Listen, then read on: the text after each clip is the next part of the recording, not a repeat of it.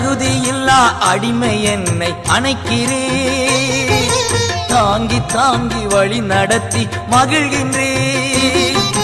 தகுதியில்லா அடிமை என்னை அணைக்கிறே, தாங்கி தாங்கி வழி நடத்தி மகிழ்கின்றீர்.